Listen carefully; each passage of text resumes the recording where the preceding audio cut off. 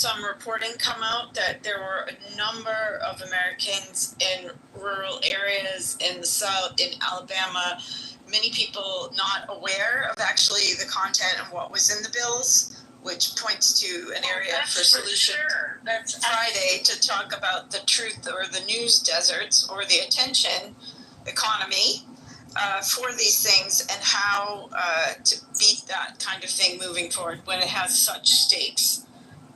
Such incredible impact on people's lives. Yeah. Francine, was that it? Did you want to land?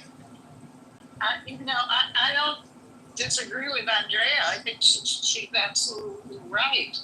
And that's where we need a solution. And the solution, we know what it is because it's like an analog to the old-time newspaper. If we still had news, people would have a sense of what was in it, but now it's pretty fragmented. Everyone's attention is pretty fragmented, and people are less aware than they've ever been before. I feel like we need to find ways to bring people together safely, but to both rebuild community and social capital, but also kind of get what is this? Is it telephone or, the passing of information up and running again? Yeah. I mean, telephone may be problematic. I think it was called Chinese telephone, that game originally. So maybe that isn't a good idea, but getting people together more on some of these issues, bringing them maybe together and, whether it's sports or community or town halls, yes. And by the way, there is a piece of news, sorry, I know you want to go to Denise, but I saw that they are advertising, it seems that the Democrats had kind of picked up on some idea that we talked about in here in a different form, but they're talking about trying to create a people's cabinet. So maybe we can discuss that more in a different room because we're wrapping up today. I'll bring that for tomorrow. Yeah. All right, thanks, Andrea. All right, let's go. We heard from David. No, we haven't heard from David, and I want to get to Scotty. Let's go to David, and then Scotty's busy today, so. I had the feeling I hadn't agreed with Dr. Francine. Dr. Francine, all my life, have a wonderful time, have a wonderful day. Great, thanks, Bruiser. All right, go ahead, David, and then Scotty. David Jacobson? Yeah, I'll try to keep up the theme with how sinister this bill is, and particularly because the cuts don't take effect right away, and how that delayed nature is the politician's way out. To not be accountable is to not be up for election by the time, or to have their career, on some form of cruise control. So we really have a sinister system that does sinister things. In the form of the oligarchy. So I've maintained that Bernie's message all along was the Elon Musk is going to steal from you to get rich, and it still maintains. So if we could just talk about the delayed nature of how these bombs are basically poison pills in the future in the budget, and they seem insignificant because the Fed can't take it into account right now because it hasn't hit yet, right? Right. Okay. Thanks, David. All right, Steve Crone, did you have any closing comments, pearls of wisdom? Carry on. Okay. All right, so we are down to our last two. Rick Sanchez, you're up. Yeah, well, I don't have any answers, but I think as individuals, the best thing we can do is find a small group that's aligned with our values and really concentrate on no more than 3 things. If there's 3 groups that you work with, if you spread yourself too thin, we really dilute everything.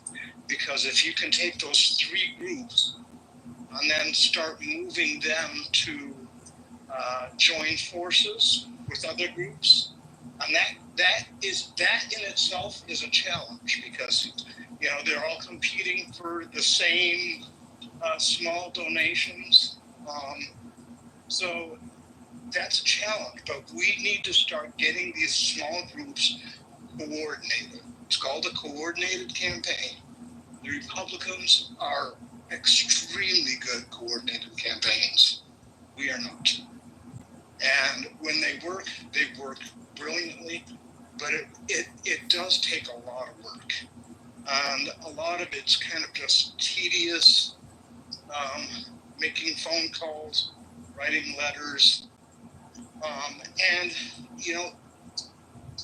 even within small groups, you're going to have a lot of discussions about how to do things and trying to win over people. You do have to make compromises, and that's just part of life. And we need to learn how to compromise better. And so anyway, this is the time to organize, because we have to be recruiting candidates now.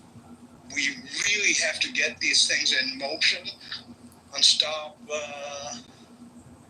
We have to create the plans now and really put them into motion, because the next election is just around the corner.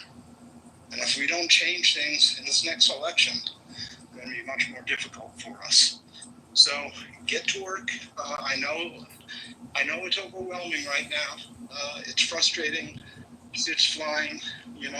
I just saw today my wife sent me a thing that there's now a Donald Trump fragrance. Oh, Jesus. And it looks like an Academy Award statue. $249, and it has the musky scent of bullshit. And every day he seems to be releasing a new product, and we've just got to stop this, and it's going to take work. It's going to be frustrating. Is there no law against it? Well, it's all through cell companies and his family's companies. He disregards the law. Come on, Yeah. we know that. He doesn't care about the law. The Constitution doesn't mean anything.